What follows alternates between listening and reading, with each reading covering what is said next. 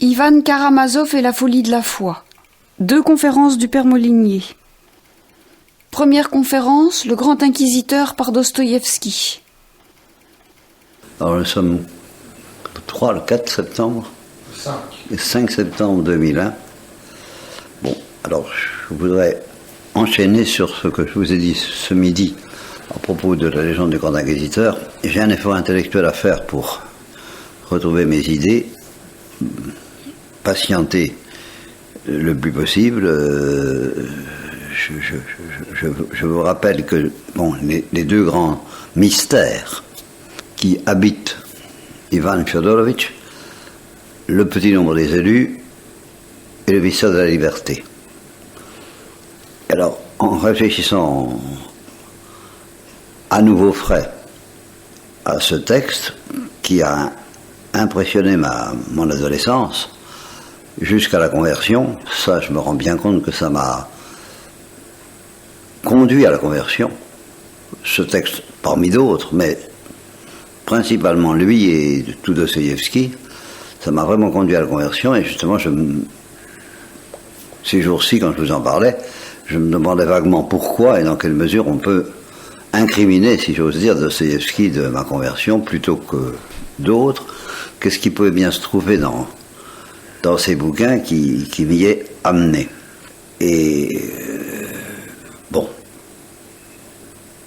je me trouve donc en face de ces 2 problèmes énormes sur lesquels moi-même j'achoppais déjà. La liberté, bon, ça,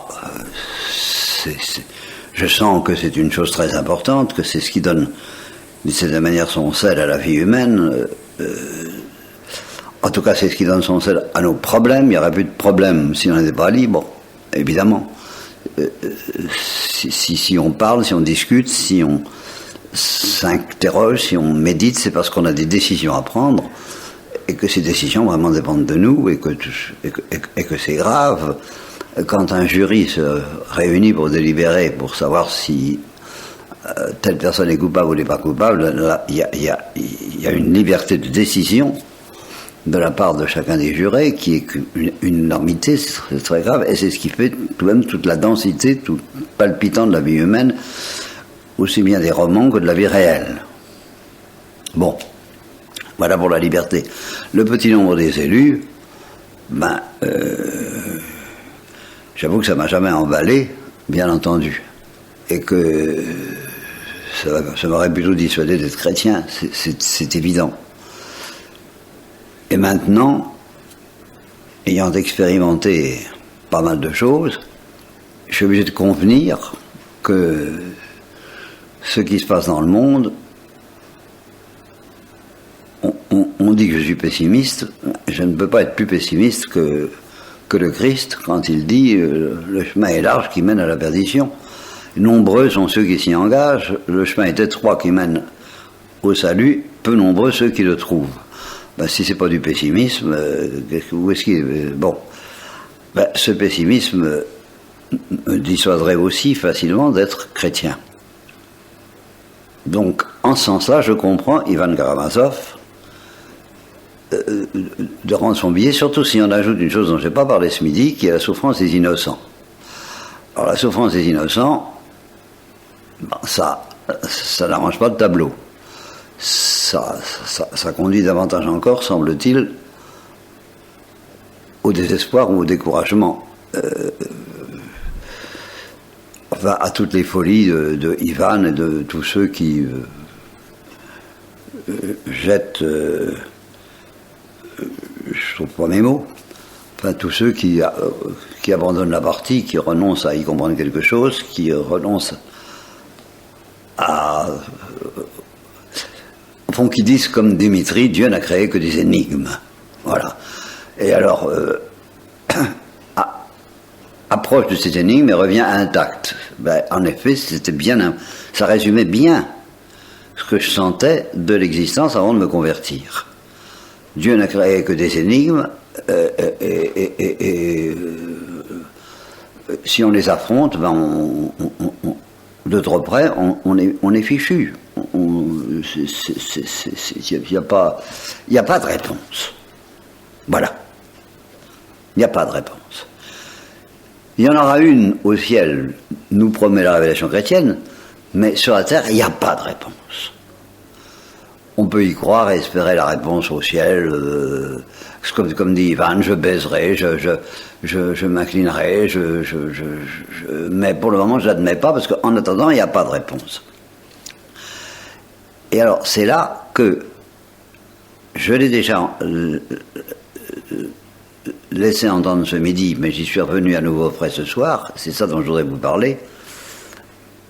Au fond, dans la légende même du Grand Inquisiteur, il y a quand même une réponse. Et si je creuse cette réponse jusqu'au bout, je découvre pourquoi je me suis converti. Et c'est ça dont je voulais vous parler. Et cette réponse, c'est le baiser du Christ au Grand Inquisiteur. Pourquoi ? Parce que, en d'autres termes, cette réponse s'appelle la folie de la croix. Car le baiser du Christ au Grand Inquisiteur, c'est la folie de la croix. Parce que c'est la folie de la douceur de Dieu allant au-devant des bourreaux. C'est exactement ça, la folie de la croix. C'est la définition même de la folie de la croix.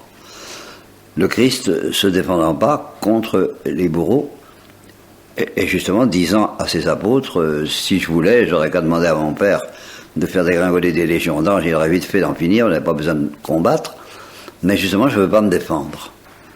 Et donc il offre sa douceur au bourreau comme il offre son baiser au Grand Inquisiteur. Et là,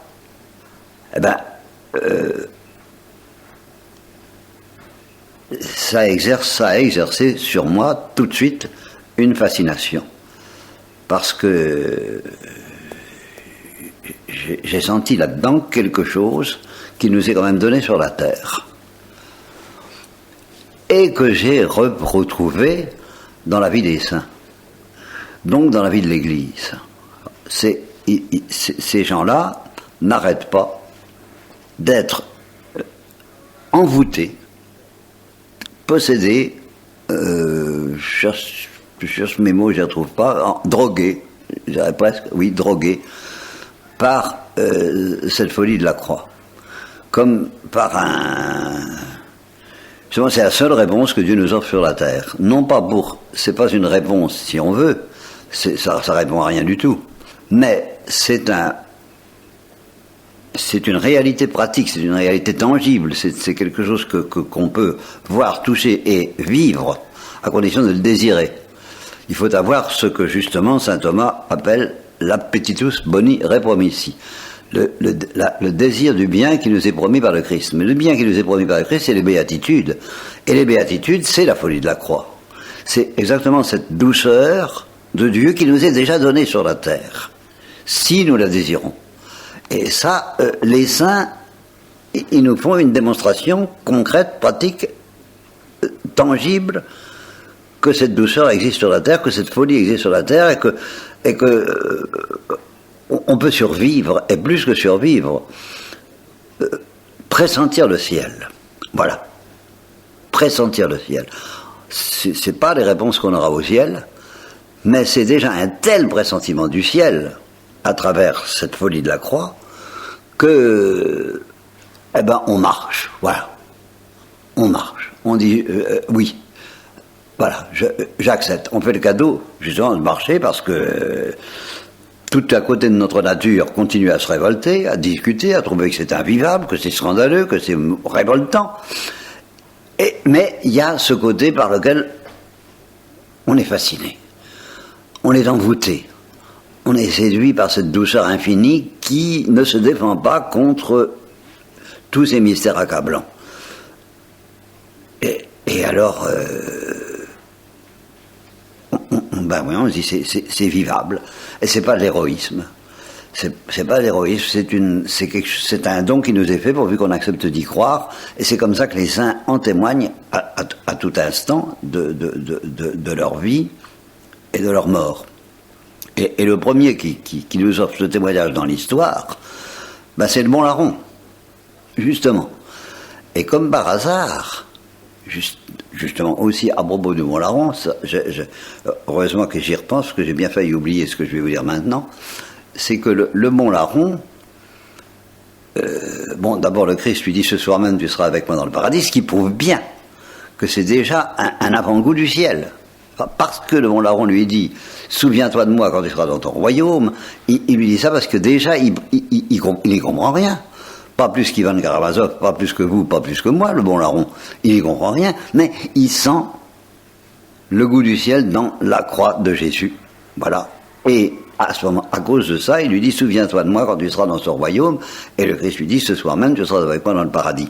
Et alors, là, Saint Augustin se demande, mais enfin, comment il a fait pour trouver ça? Et vous savez quelle est sa réponse?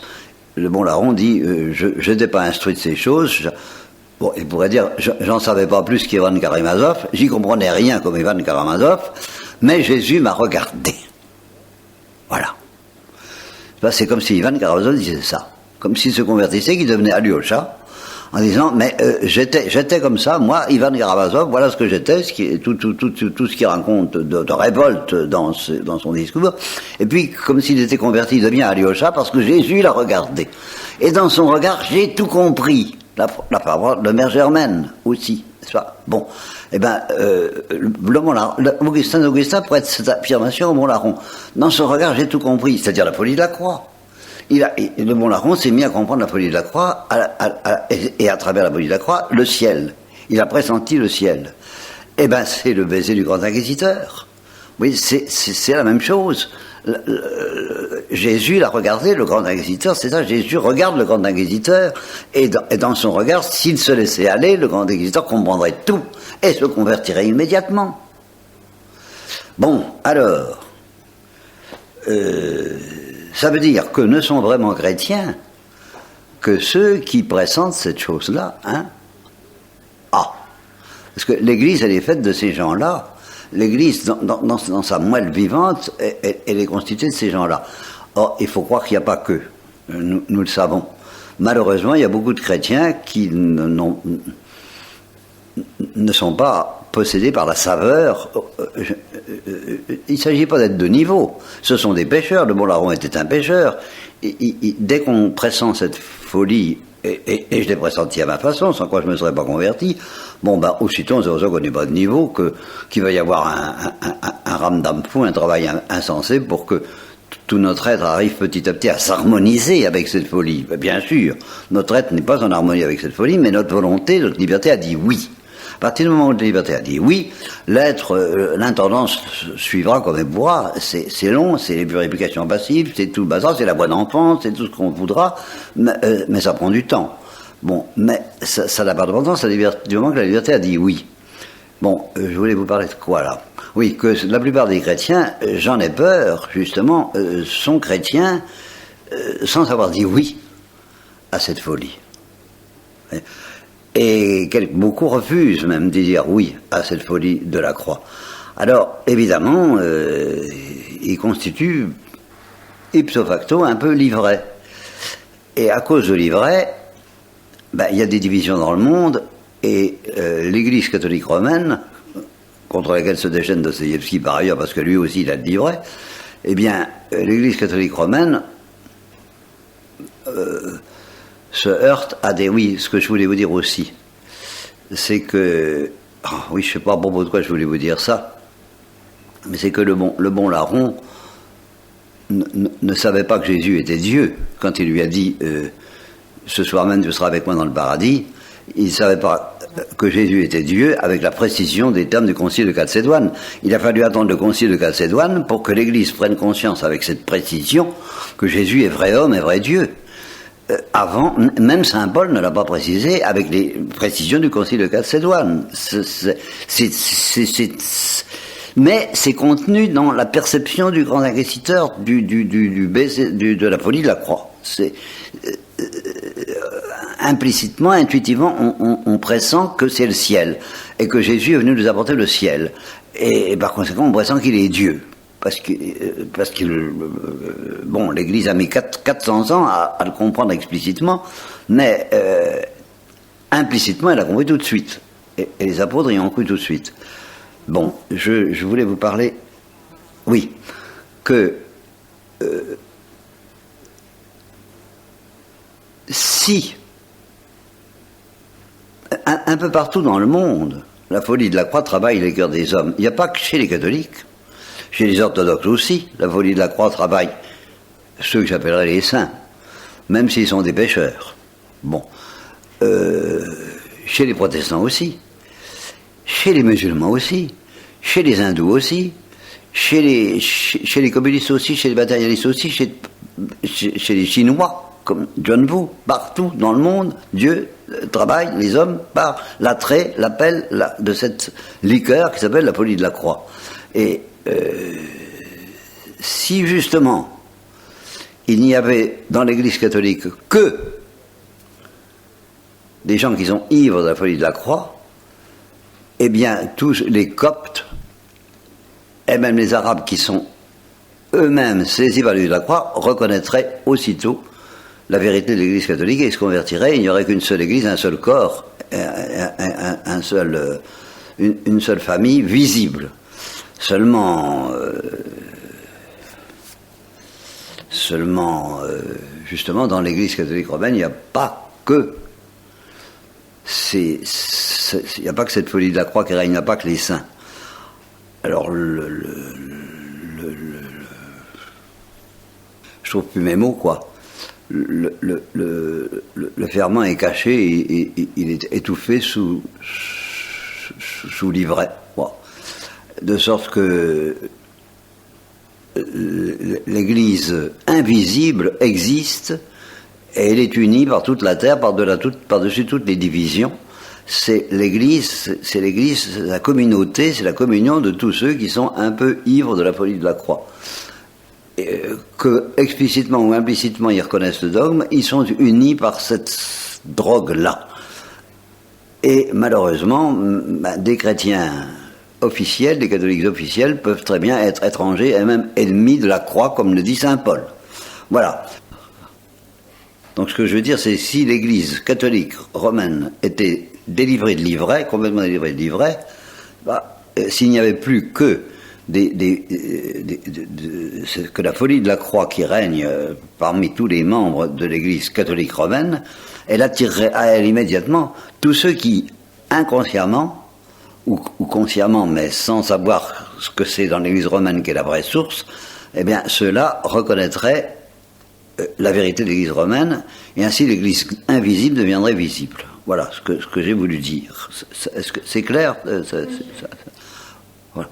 Mais pour ça, il faudrait que, en effet, d'une part l'Église romaine soit purifiée, ce qui n'est pas le cas, et que d'autre part, son message soit répandu par toute la terre, évidemment. Alors à ce moment-là, tous les amis de la croix rejoindraient les amis de la croix.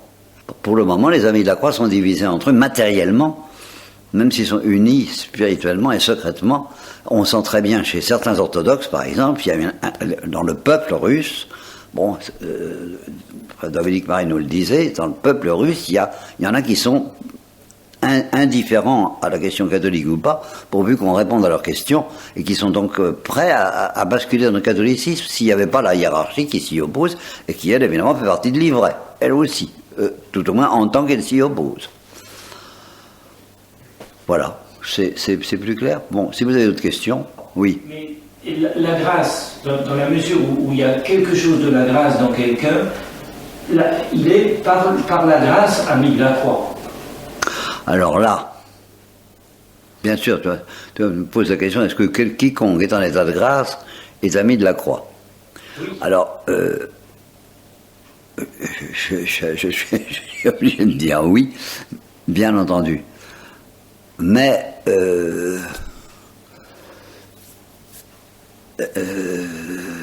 ne sais pas trop quoi dire. Il y a, chez les débutants, il y a des prises de position de la liberté qui n'ont pas encore été faites et qui risquent à tout instant. Si tu veux, les enfants en état de grâce sont évidemment les amis de la croix. Mais le jour où ils découvriront ce que ça veut dire, ce que ça implique, que fera leur liberté? Alors là, tu n'as pas de garantie. Tant qu'on n'a pas été mis en présence de certains scandales, d'une certaine révolte, de certains doutes possibles, et que malgré ça, on n'a pas passé outre pour dire oui, ce qui vous arrive en ce moment d'une certaine façon, eh ben, on ne sait pas comment votre liberté réagira devant l'épreuve. Au fond, ça revient un petit peu à ça. Eh ben, tu me donnes une idée nouvelle que je n'avais jamais pensée. C'est qu'il y a ceux qui sont pécheurs et qui s'opposent. Alors là, ceux-là ne sont pas en état de grâce. Bon, mais parmi les gens en état de grâce, il y en a qui n'ont pas encore été éprouvés de l'épreuve des anges. C'est-à-dire qu'ils n'ont pas été mis en face de la question que Dieu nous pose. Est-ce que tu préfères ton égoïsme, ta lumière, ta révolte, ton laisser-aller, bien que tu sois en état de grâce, ou est-ce que tu acceptes justement d'entrer dans ce chemin obscur qui s'appelle justement la folie de la croix? Et tant qu'on n'a pas basculé d'une manière lucide, consciente, et après avoir été tenté dans la folie de la croix, comme j'ai basculé à 25 ans, mais à 15 ans, je n'avais pas basculé. J'avais pas dit non, mais j'avais pas dit oui. J'avais dit non apparemment, mais pas vraiment. Mais j'avais pas vraiment dit oui, je n'ai dit oui qu'à 25 ans. Alors à partir de ce moment-là, je peux espérer faire partie des amis de la croix. Mais avant non. Même si j'étais en état de grâce. Même si j'étais en état de grâce. Voilà. Et je pense que beaucoup sont en état de grâce qui n'ont pas été encore éprouvés. Je ne sais plus, vous n'avez pas encore résisté jusqu'au sang, enfin c'est peut-être un petit peu ça. Vous n'avez pas encore été éprouvé. Il se peut que ça signifie ça. Alors je pense que beaucoup n'ont pas encore été éprouvés. Et s'arrangent quelquefois, alors là plus ou moins volontairement, pour ne pas être éprouvés. Ça, il y en a qui esquivent l'épreuve. Ce qui est déjà une certaine manière de risquer de dire non. Mais pas encore définitive. Et tant qu'on n'a pas été... L'homme qui n'a pas été tenté ne sait rien. Voilà. Voilà. Je n'ai jamais retrouvé la référence de cette citation. Je crois que c'est dans la Bible. Il m'a semblé. Mais... Dans le Lévitique. Dans le Lévitique. Eh ben alors, si c'est dans le Lévitique, alors là, ça m'étonne pas que je n'ai pas trouvé, parce que j'ai cherché partout, sauf là-dedans. L'homme qui n'a pas été tenté ne sait rien. Et donc, je pense que parmi les chrétiens en état de grâce, beaucoup n'ont pas encore été suffisamment tentés, ou ont évité d'être suffisamment tentés, ont esquivé la tentation d'une manière suffisamment habile pour que, tout en restant en état de grâce, la partie n'est pas jouée. Voilà ma réponse provisoire. Je ne sais pas quelle est ta question d'ailleurs. Tu vois, je perds complètement mes boulons, conformément à ma profession de foi de Siméon. Donc ma question c'était si dès qu'on est en état de grâce, on est ami de la croix. Eh ben oui et non. Ontologiquement oui, psychologiquement non, tant qu'on n'a pas été éprouvé. Enfin, les anges, les bons anges au début, tous les anges au début, les futurs mauvais anges, ils ne sont pas amis de la croix, et cependant ils sont amis de Dieu, mais ils ne sont pas encore amis de la croix, car virtuellement les bons anges sont amis de la croix, tout simplement qu'ils sont amis de la douceur de Dieu et du ciel.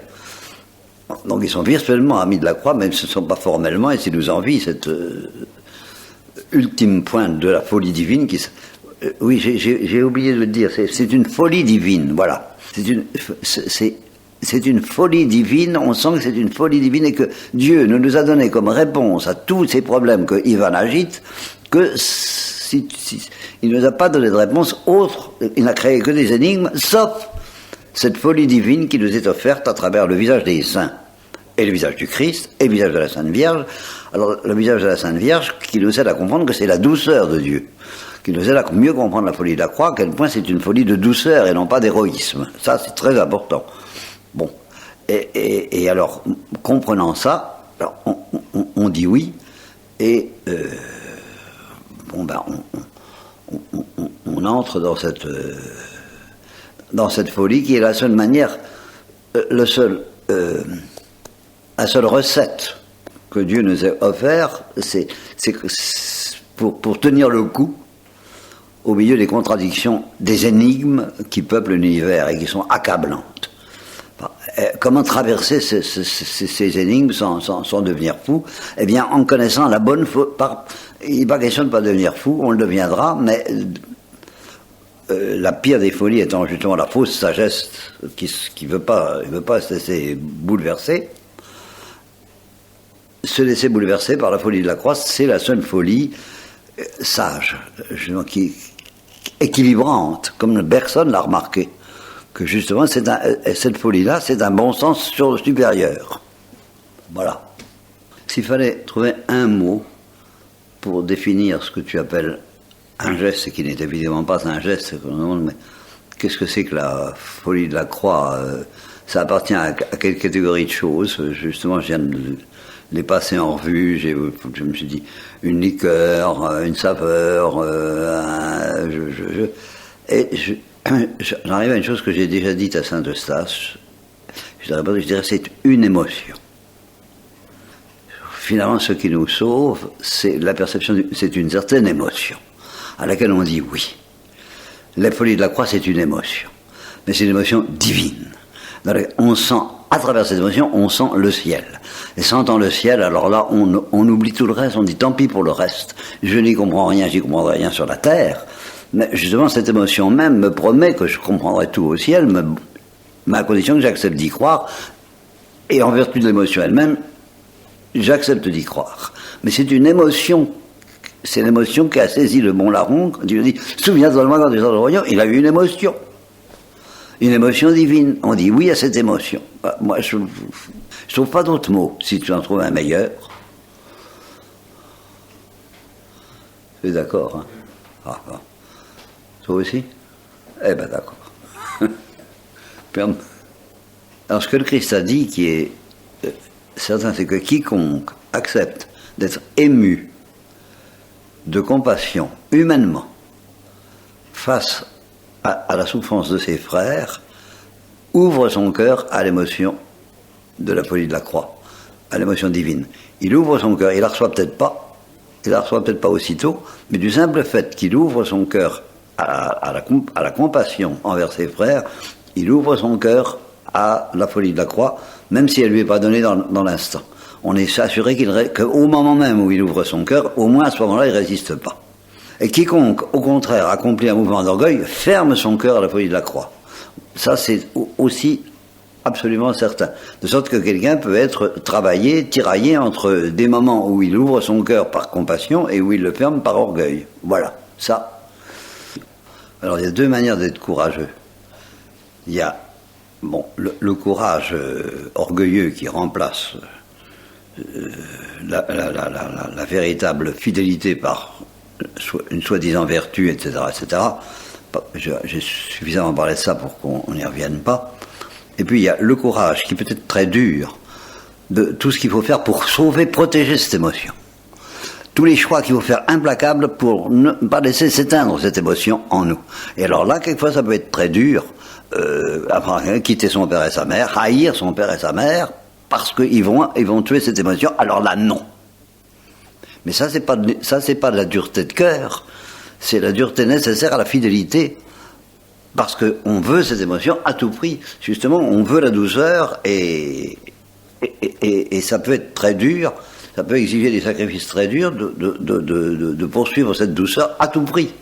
C'est pas de la dureté orgueilleuse, c'est la violence de qui veut sauver à tout prix. Une mère qui veut sauver son enfant, eh ben, elle piétinera tous ceux qui s'opposent à ce qu'elle le rejoigne. Et légitimement. C'est pas de la dureté. C'est là où justement il faut savoir ce qu'on veut. Si on veut vraiment cette douceur, il faut payer le prix et savoir quitter ce qu'il faut savoir quitter pour trouver la source. Et bien.